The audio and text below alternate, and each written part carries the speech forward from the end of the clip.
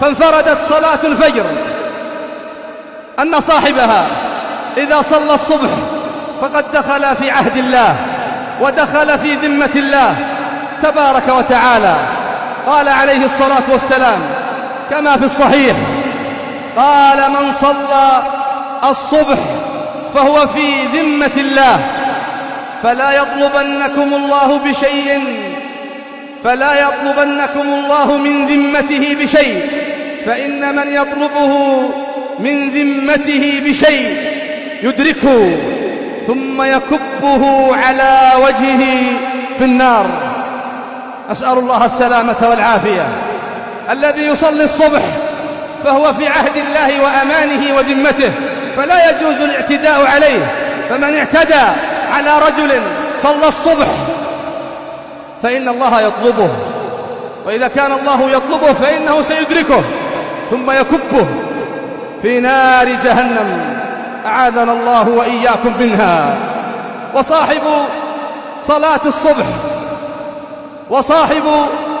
الصبح إذا صلى الصبح في جماعة فكأنما قام الليل كله، فهذه مزية لصلاة الفجر مع صلاة العشاء، كما في الصحيح عن عثمان رضي الله عنه عن النبي صلى الله عليه وسلم قال من صلى العشاء في جماعة فكأنما قام نصف الليل، ومن صلى الصبح في جماعة فكأنما قام الليل كله.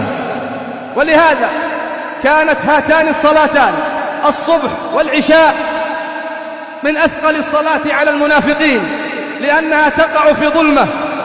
وكان في الزمن الأول لا أنوار ولا مصابيح في المساجد، فلا يرى الناس بعضهم بعضا، فتثقل على المنافقين هاتان الصلاتان الصبح والعشاء، لأنهم إنما يصلون من أجل أن يراهم الناس. فقال عليه الصلاة والسلام أثقل الصلاة على المنافقين العتمة أو صلاة العشاء وصلاة الصبح.